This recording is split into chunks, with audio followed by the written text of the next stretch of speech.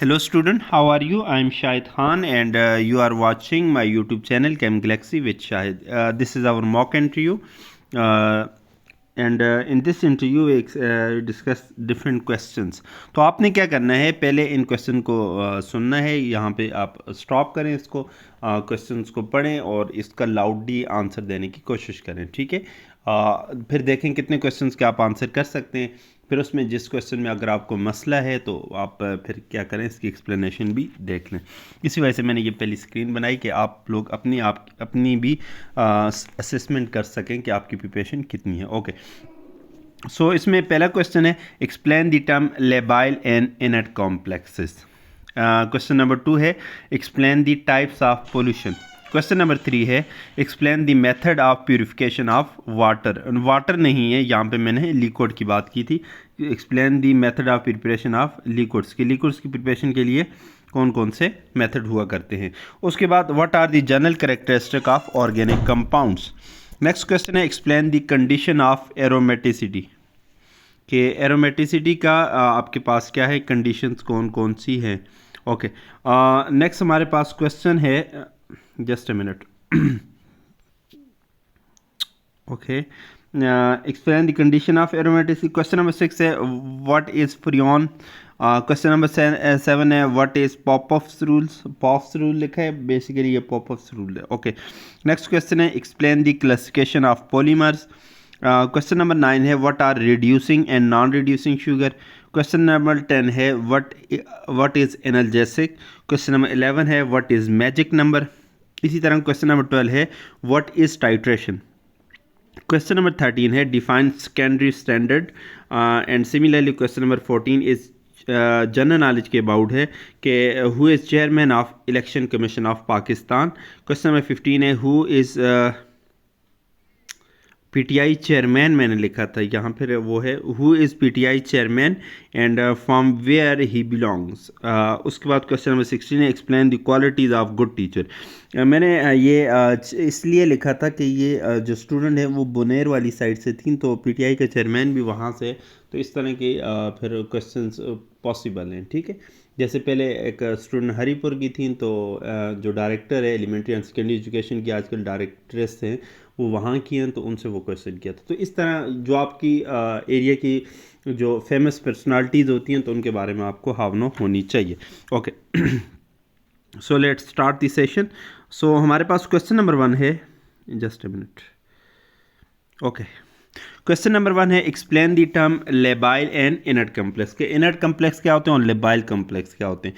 तो the compound in which metal ligand bond are easily broken is referred to as labile complex. के ऐसे complex जिसमें metal और ligand का bond आप ब्रेक कर सकें, तो उसको हम क्या बोलते हैं, लेबाइल कम्प्लेक्स.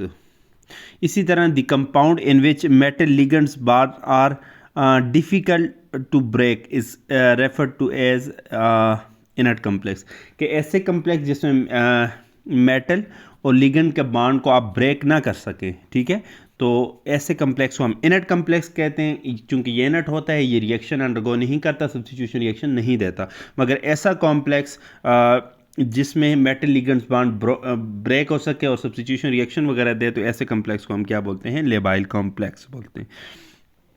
सिमिलरली हमारे पास क्वेश्चन नंबर 2 है, explain the types of pollution. के पोल्यूशन की हमारे पास कौन कौन सी टाइप्स हैं. तो हमारे पास सॉइल पोल्यूशन होती है, एयर पोल्यूशन होती है, वाटर पोल्यूशन होती है, नॉइस पोल्यूशन होती है. ये हमारे पास क्या है, डिफरेंट टाइप्स की पोल्यूशन है. क्वेश्चन नंबर 3 था, explain the method of purification of water. कि वाटर को आप किन मेथड से प्यूरिफाई कर सकते हैं. तो पहला वाटर नहीं है, यहाँ पे मैंने फिर आपको करेक्शन कर लूँ, यहाँ पे लिक्विड है.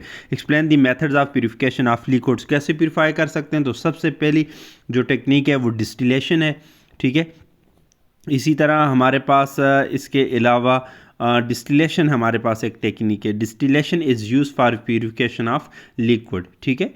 ये हमारे पास एक टेक्निक है. अगर क्रोमेटोग्राफी भी किसी हद तक हम कह सकते हैं, अगर लिक्विड मिक्सचर है तब उसकी हम क्या कर सकते हैं, क्रोमेटोग्राफी से हम सेपरेशन कर सकते हैं, प्यूरिफिकेशन कर सकते हैं. इसी तरह अगर उसमें कोई सोल्यूट वगैरह डिज़ोल्व है, तो बाय मींस ऑफ क्रिस्टलाइजेशन हम उसको क्रिस्टलाइज करके नीचे हमारे पास जो लिक्विड है वो प्यूरिफाई हो सकता है, ठीक है.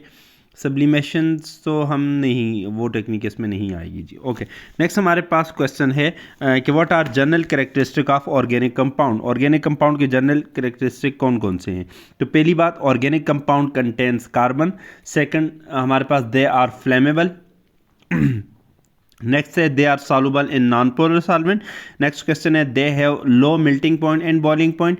नेक्स्ट है दे शो आइसोमरिज्म। ये हमारे पास चंद एक जनरल कैरेक्टरिस्टिक हैं ऑर्गेनिक कंपाउंड के, आपको इसके बारे में पता होने चाहिए। नेक्स्ट क्वेश्चन है explain the condition of aromaticity, के एरोमेटिसिटी की कंडीशंस क्या हैं? तो the condition for aromaticity are, पहली बात है must be, compound must be cyclic. उसके बाद क्या है, the molecule should be fully conjugated, second condition. Third है मॉलिक्यूल मस्ट बी प्लेनर, वो प्लेनर होना चाहिए। और फोर्थ कंडीशन है the molecule follow हक्कल rule. हक्कल rule क्या होते हैं? 4n+2 pi electron, 4n+2 pi electron, ये इतने उसके पास इलेक्ट्रॉन होने चाहिए जी। पाई इसमें n क्या है? n कोई डिजिट है, 1 2 कुछ भी आपके पास हो सकते हैं, इतने उसके पास इलेक्ट्रॉन। ये हमारे पास क्या है? Condition of aromaticity. नेक्स्ट है व्हाट इज़ फ्रियोन्स। फ्रियोन्स क्या होते हैं? Freons are chlorofluorocarbon molecule use in refrigerator and air condition. किसके लिए? For cooling purpose. कूलिंग, ये क्लोरोफ्लोरोकार्बन्स होते हैं और ये यूज़ होते हैं रेफ्रिजरेटर या फिर एयर कंडीशन में। किसके लिए? फॉर कूलिंग पर्पस के लिए। नेक्स्ट हमारे पास क्वेश्चन है व्हाट इज पॉफ। पॉफ नहीं है, ये पॉपअप्स रूल है। What is popups rule? तो पॉपअप रूल क्या होता है कि popup rules state that during oxidation of N unsymmetrical ketone. Unsymmetrical ketone तो समझते हैं ना, कि ऐसे कीटोन जिसके कार्बोनाइल ग्रुप के दोनों साइडों पे सेम कार्बन ना हो। क्या मतलब ये हमारे पास मैं एक कीटोन लिखता हूँ CH3 C double bond O, यहाँ पे CH2, यहाँ पे CH3। ये जो कीटोन है ये अनसिमेट्रिकल, क्योंकि इस साइड पे 2 कार्बन है और इस साइड पे 1 कार्बन है। ऐसे कीटोन को हम क्या बोलते हैं? अनसिमेट्रिकल कीटोन, और इन पे ये अप्लाई होता है।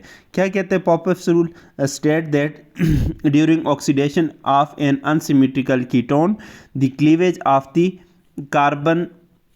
Carbon bond is such that, कि ये जो कार्बोनाइल और कार्बन के दरमियान बॉन्ड है ये कौन सा टूटेगा? अब ये भी कार्बोनाइल और कार्बन के दरमियान बॉन्ड है, इसी तरह ये, इन दोनों में से कौन सा बॉन्ड टूटेगा? इसके बारे में बात करते हैं।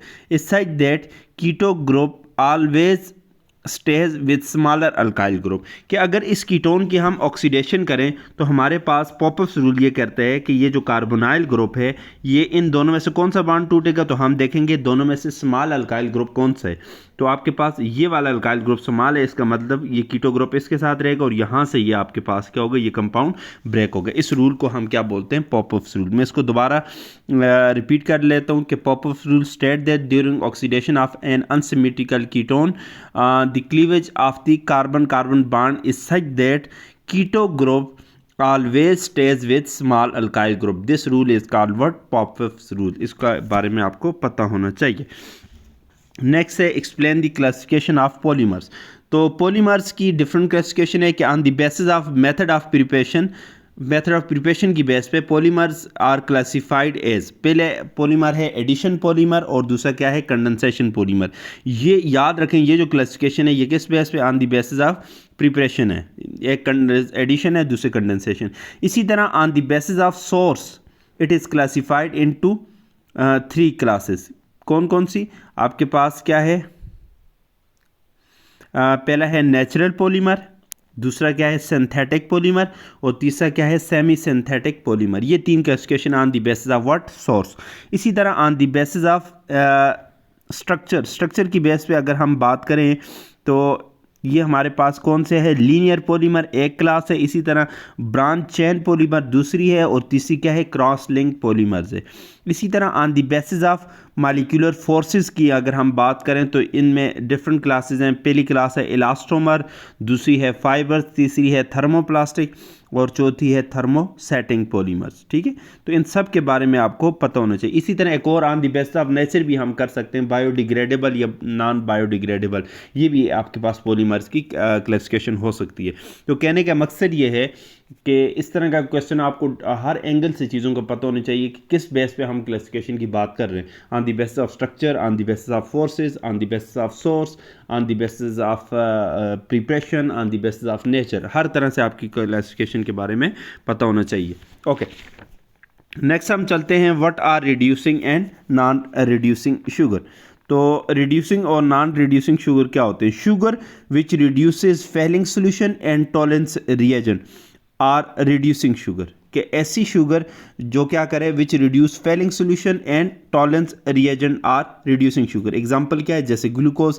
इसी तरह sugar which do not reduce Fehling solution and Tollens reagent are called non reducing sugar. For example हमारे पास क्या है? Sucrose. Sucrose is a non reducing sugar.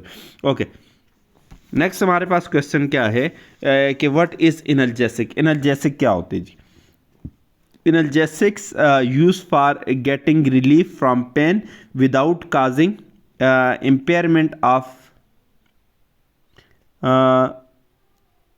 Unconsciousness. For example aspirin.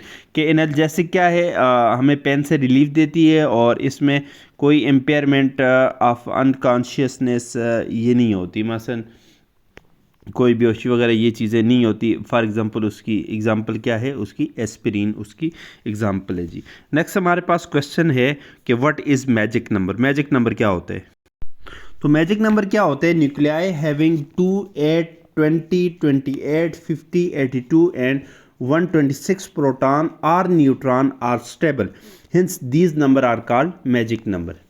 ठीक है, कि ऐसे न्यूक्लियस जिसके अंदर 2, 8, 20, 28, 50, 82 या 126 प्रोटॉन्स हों या न्यूट्रॉन्स हों, वो स्टेबल होते हैं और इन hence these number are called magic number. इसी तरह nuclei with even number of both proton and neutron are generally more stable than those with their odd numbers. तो इस बारे में आपको पता होना चाहिए। नेक्स्ट हमारे पास क्वेश्चन है व्हाट इज टाइट्रेशन। टाइट्रेशन क्या होती है जी? Okay, what is titration. तो टाइट्रेशन क्या होती है? तो titration is volumetric analysis use to find the concentration of unknown substance by using known concentration substance। कि आपके पास ये एक ऐसा वॉल्यूमेट्रिक एनालिसिस का मेथड है जिसमें हम क्या कहते हैं, कोई अननोन कंसंट्रेशन का सोल्यूशन है, उसकी कंसंट्रेशन हम फाइंड करते हैं। कैसे? By using the solution of non concentration. तो इस प्रोसेस को हम क्या बोलते हैं? टाइट्रेशन बोलते हैं जी। नेक्स्ट हमारे पास क्या है? Define secondary standards. Secondary standards क्या होते हैं?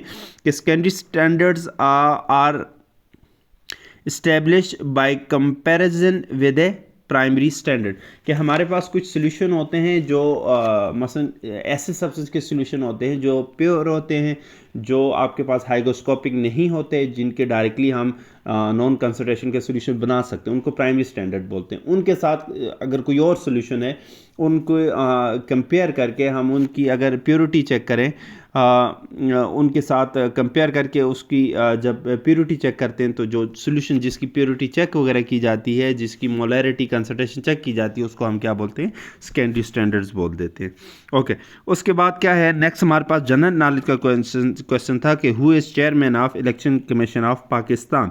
तो हमारे पास चेयरमैन क्या है? Sikandar Raja is chairman of election commission of Pakistan. आपको पता होना चाहिए क्योंकि आजकल बहुत ज़्यादा हाईलाइट हुए हैं ये हज़रत। ओके, नेक्स्ट क्या है? Who is PTI chairman and from where he belongs. तो वैसे तो पीटीआई के चेयरमैन इमरान खान थे जो कि मियाँ वाली से बिलोंग करते थे, मगर आजकल इमरान खान नहीं है। आपको पता होना चाहिए कि बैरिस्टर गौहर अली जो है वो पीटीआई के चेयरमैन है और कहाँ से बिलोंग करते हैं? फ्रॉम बोनेर। वो आपके पास बुनेर से हैं और अभी कौमी असम्बली का इलेक्शन भी वो जीत गए हैं, तो आपके पास पता होना चाहिए इसको। Okay, explain the qualities of a good teacher. ये एक जनरल सा क्वेश्चन है, हर किसी से पूछा जा सकता है। तो आपके पास इस क्वेश्चन से रिलेटेड कुछ चीज़ें आपके पास एक्स्ट्रा होनी चाहिए, कुछ पॉइंट ऐसा होना चाहिए जो बाकियों के पास ना हो। ठीक है, या आपने अपने तौर पे कुछ ना कुछ पॉइंट सोचने हैं जी। ओके, तो कौन कौन सी qualities of good teacher are? पहली बात, गुड कम्युनिकेशन स्किल। बेहतरीन बात है, कम्युनिकेशन स्किल्स बहुत इंपॉर्टेंट हैं, क्योंकि कम्युनिकेशन स्किल्स अच्छी नहीं होंगी तो वो कैसे टीच करेगा। Excellent teaching learning skill. Teaching learning skill उसकी बहुत एक्सीलेंट होनी चाहिए। इसी तरह must have must have lesson plan of daily lectures, बिल्कुल ये तो उसकी क्वालिटी है कि उसके पास लेक्चर डेली जो लेक्चर उसने डिलीवर करने हैं उसके पास लेसन प्लान होना चाहिए। इसी तरह strong relationship with their student by being kind, वो काइंड होना चाहिए, ठीक है। इसी तरह एक मैं अगर वो करूँ तो teacher should be a good motivator, वो मोटिवेटर होना चाहिए, वो लोगों को स्टूडेंट को मोटिवेट कर सके, ठीक है। एक नॉलेज की थ्रस्ट होनी चाहिए। Okay, so these are all about today session जो कि हमारा मॉक इंटरव्यू था। Wish you all the best. Hope so कि आपने कुछ नई चीज़ें लर्न की होंगी। सो कल इंशाल्लाह हम एक और मॉक इंटरव्यू अपलोड करेंगे। So wish you good luck. कोई इसमें आपने सजेशन देनी हो तो वो भी आप दे सकते हैं। Thank you so much.